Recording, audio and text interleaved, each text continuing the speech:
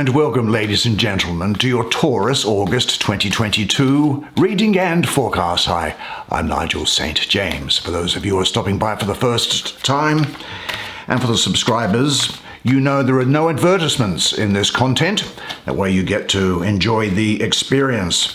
Now, speaking of experience, I've done a number of one-on-one readings for your Taurian sisters and brothers over the course of the last month. And if you would like to have a clairvoyant experience with me, just check out the information that's in the description box.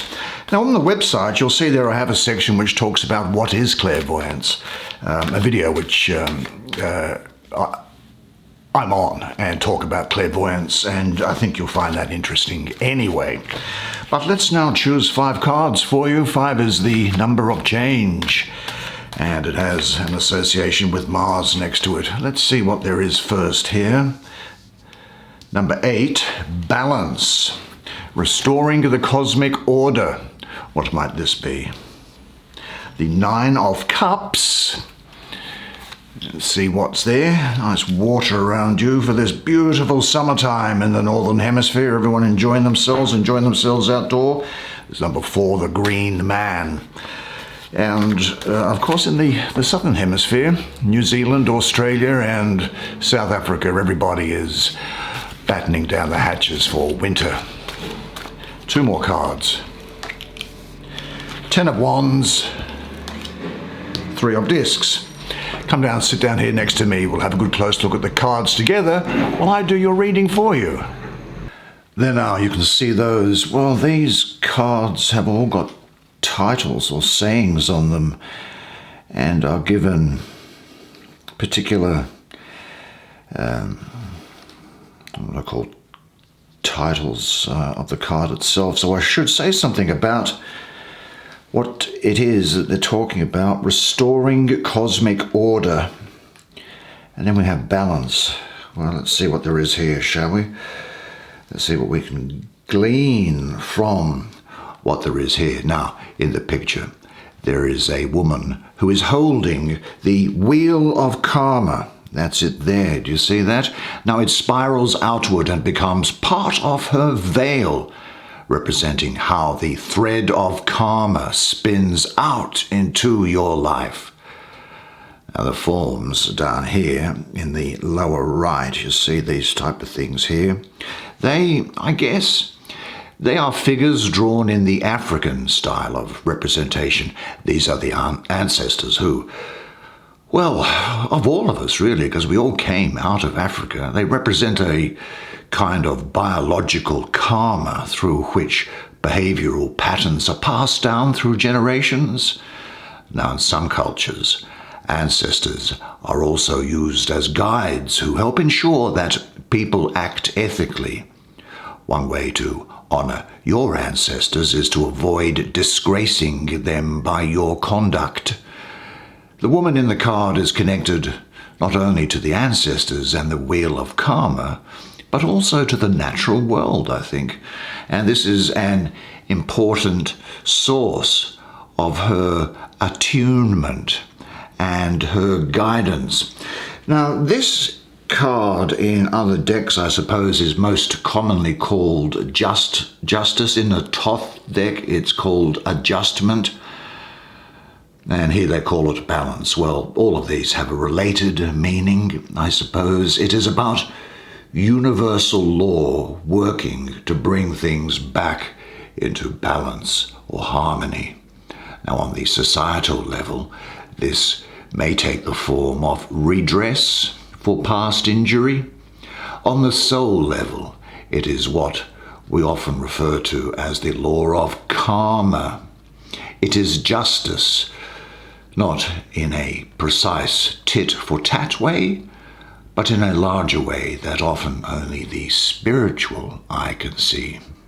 Now, whatever quality of energy you invest in an action or a thought eventually comes back to you. You know that, don't you? Generosity, love, fear, greed, it all comes back. This is one way to look at karma. Karma is simply natural law. You reap what you sow. Looked at this way, Karma is not so much penalizing as it is educating. Life mirrors back to you what you are creating so that you can make course corrections. You need these corrections when you are not seeing the impact of your choices. And you need to see what you have set into motion. When your awareness is refined enough to be aware of this, in the moment, the learning can proceed without so many mistakes. Now, because you have drawn this card, something is being worked out, coming back into balance. If this process is unpleasant, it helps if you can understand why things need to happen this way and how they are the inevitable consequence of the situation, rather than resist what's happening.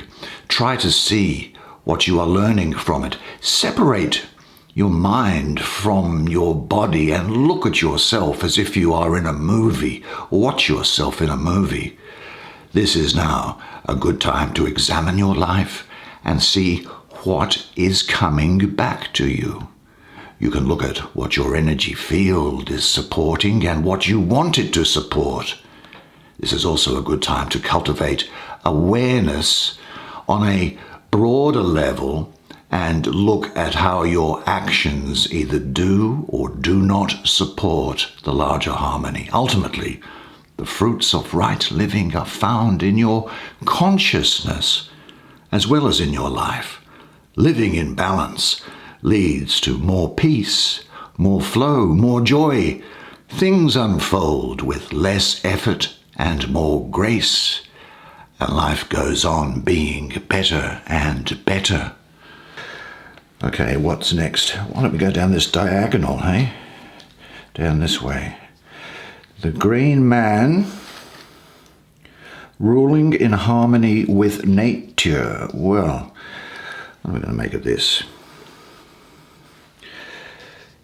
Come on, Nigel. Well, look, this card is traditionally called the Emperor. And this card represents the principle of power and leadership. It also represents what can be called father energy, although its presentation here is in a form that isn't very often actualized in our current culture.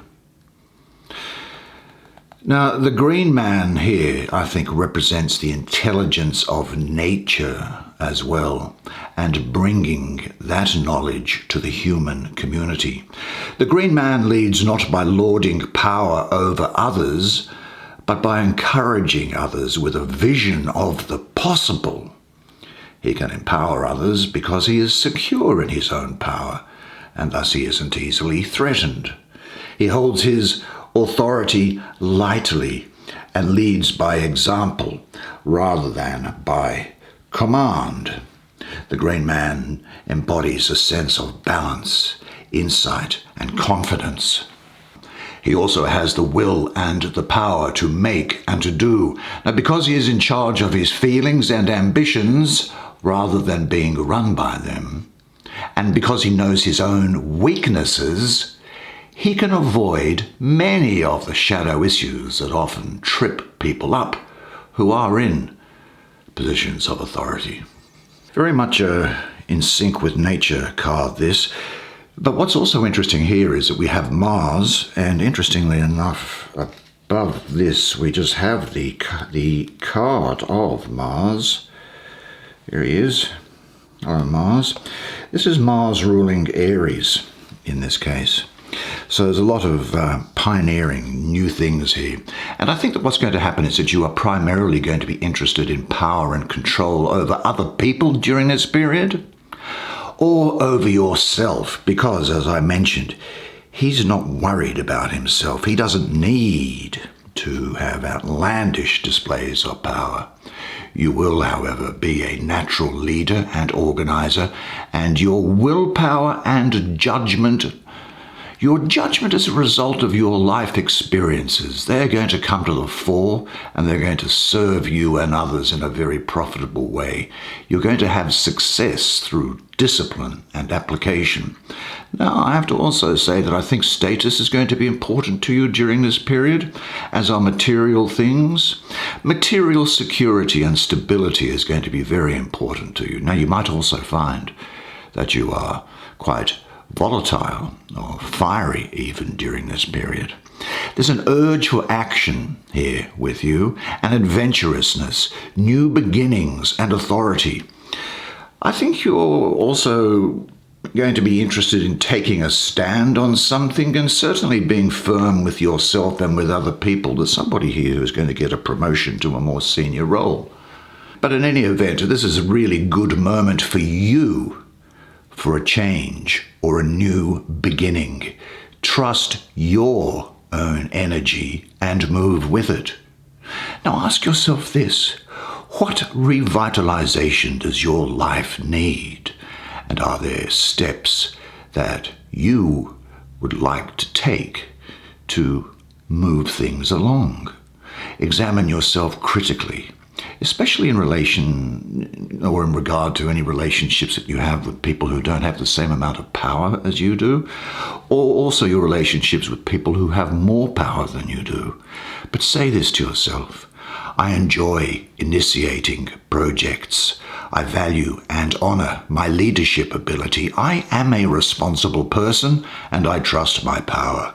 I rule by serving and I serve by ruling. Now, I said we're going to go down this diagonal, so let's see what this is. Integrated work. Integrated work. What can we make of this and the image? Let's have a look here. Well, look, in the painting, there is a woman performing what I can only assume is something of a planting ritual.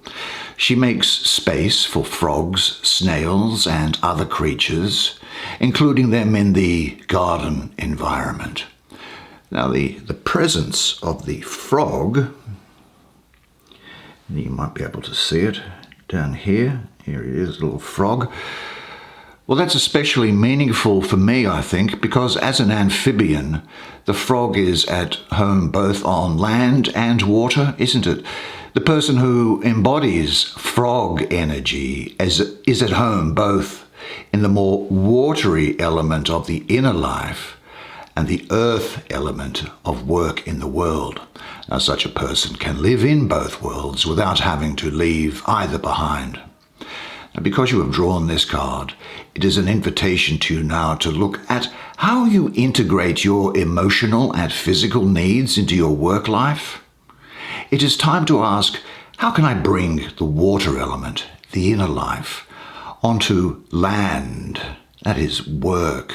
How can I bring more authenticity into my life at work and create a more supportive environment for myself and for others? This is a really good time for beginnings as well. The reason being is that this also has Mars in it, this time because of its position next to the green man and beneath this Nine of Cups. This is Mars in the second decan of Capricorn, 3rd to the 12th of January. Now, Mars, that's about energy, assertion, vitality. And in Capricorn, well, it's in the second decan of Capricorn, about the 3rd to the 12th of January. Capricorn is about ambition, practicality, making things tangible.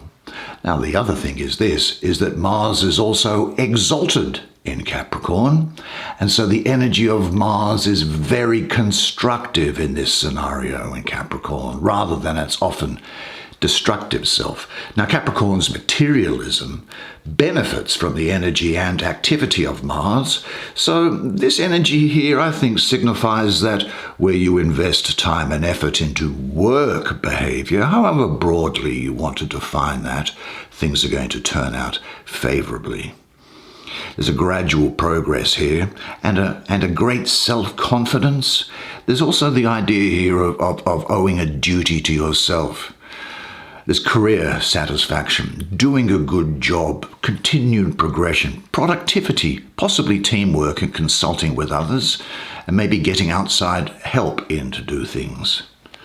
There is reward for your hard work and dedication, your skills and your knowledge that you have obtained to date. They're going to move you forward. So I see good outcomes for career, business projects, and practical matters in general. Some situation, I think, is demanding your readiness to work steadily. Engage yourself totally with it, because it's going to be worth it. In what areas do you still hold yourself back? In which areas could you be giving more of your energies? Find out and remain aware of what you want to set your full energies towards achieving, and say this to yourself: I am now ready to give and receive everything. Now let's have a look at what's on the same horizontal, and then we'll work back this way. 10 of what? No self. Well, let's see. No self. What do you think this could mean? Let's have a look at this painting, shall we? Do you know that the oneness inherent in the state of no self is portrayed in this picture by the fact that the person and the environment, well, they seem to be made of essentially the same substance, don't they? Now, in the center, or the heart here, just looking at there is a prism symbolizing how underlying consciousness or being is refracted into the very many different things that make up the manifest world. Now, the experience of no self is a reminder of this underlying wholeness. When this card comes up, I think it signals an opportunity to drop into an inner silence that is sweet and restful. Now, you may initially react to this emptiness with fear and judgment, but remember that true emptiness is peaceful, rather than the painful sense of something missing, which we might call deficient emptiness. No self is a crystal clear and pure emptiness filled with radiating light. It is the experience of no self, an experience that ultimately helps loosen the old identity that inhabits your ego mind and moves you along in your experience of self-realization. And no self is what is left when the usual sense of personal self is dissolved. Now, once you've felt this more radical state of freedom, well, you can never fall back quite as far into believing your story and the identity that goes with it. Although you might resist this loss of self, the experience itself, in my experience, is very peaceful. But there's a couple more things I want to say about this card, because it's talking about you having a great moment to start things going forward. And you might find some roadblocks along the way, that you're going to overcome them. The reason for that is because this energy here I see is that of Saturn ruling the third decan of Sagittarius, the 13th to the 22nd of December. Now, Sagittarius, well, that wants to expand and express its optimism and spiritual side. And Saturn, well, it's got a rap as being about restriction. And so it represses the expansive nature of Sagittarius. You could have some repressed feelings here. There's an energy where you feel that maybe you're being held back. Maybe you are feeling overburdened by something. Do you know, you give so much. You sometimes take on too much. And these new adventures which are under your way, make sure you don't take on too much, because this energy coming here is almost like a sort of a warning for you, where you might feel the pressure or feel that you don't have any concern over circumstances, or you may even become a victim of your own success. I think this energy is an invitation, though, to recognize and end your repression and restriction of your life impulses. And this is a step towards taking responsibility for yourself and freeing yourself from unjustifiable moral restrictions and limitations. Now, whether you are consciously repressing yourself or not, recognize that there is much more that you would like to express, more that you would like to experience, more that you would like to enjoy, and more that you would like to celebrate. So dare. This is the time to make things happen, as these other energies have said. There are some things you've always wanted to say to certain people, I think. What are those things, and who are those people? Now you can, for the time being, just for yourself, express those things right now. And say this to yourself: I have the right to follow my feelings and my life impulses. Now let's have a look. I think it's the final card, isn't it? Shall we have a look at it? What does it say? Mental detour. 9 of Cups. Wow, what a very interesting painting. Mental detour indeed. Well, look. I see a woman standing alone, and she's looking off in the distance, caught up in her thoughts, unaware of the energy in her body, which is cut off at the neck. See this thing coming through and cutting it off in the neck? That's what I see there. And although emotions are churning within, she doesn't let herself feel them. Yes, cutting off at the neck so the head is there alone. Look, there are those who intellectualize things, and they can talk a good game, even being really articulate about emotions, but they just don't feel the emotions. And when relying heavily on that strategy of talking a good talk but without feeling, well, these people become a talking head, cut off not just from emotions but from the rest of the body as well. It seems to me the intellect becomes their only ability to actually perceive things. Now, this is a strategy, I think, that finds a fair amount of support, sadly, in our high-tech culture today, which tends to have a lot of respect for people who are of high intellect or working as software programmers or something like this. Not that there's anything wrong with software programmers, but in this strategy, the mind is used as a shield, as something to hide behind. It gives a false sense of power and control. To use thinking to escape feeling is not a conscious choice, but rather a learned defense that is often the product of childhood. The environment, perhaps, where feelings were not honored. Parents can cut children's feelings up, or feelings can be expressed towards children in only destructive ways. Now, maybe you, as a child, may have been shamed for having feelings, or your sensitivity may have been exploited. And it's got to be said that since males are granted even less permission to show feelings than females, this strategy is one that is more common with men, really. It's time to get out of your head and open up to your feelings. You may not see yourself as someone who uses intellectualizing as a defensive strategy, but I guess that we all kind of do that from time to time, don't we? It doesn't necessarily mean being intellectual, or that just thinking about things or planning or any mental activity can't suit you. It's just that you can get detoured, pushed away from your feelings, without even perhaps noticing that this is something that has happened.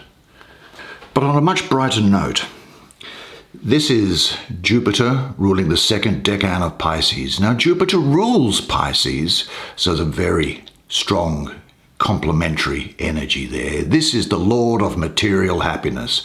See, Jupiter, its philosophical approach aligns well with Pisces spirituality, and Jupiter also brings good luck and happiness. And Jupiter's softer concerns such as care, compassion, and the spiritual life are beautifully expressed through sensitive Pisces. There is an enormous capacity to love, although, as is so often the case with this gift, this is often hard won through lots of difficult times in the past. This is talking about your wishes being granted, abundance, reward for your efforts, and of a bright, bright future. The influence of Jupiter in the sign of Pisces creates more than a feeling of mere sympathy. A great sense of blessedness arises from total joy, and the quality of this joy shows that it is deeply rooted. It isn't the result of some superficial pleasure. It speaks of bliss, which derives its energies from the deepest reaches of a soul at peace. So you have the fulfillment of the goal of love here.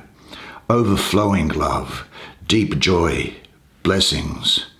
This moment is filled with harmony and inner joy, so open yourself to it totally and don't miss. What a fantastic set of cards for you.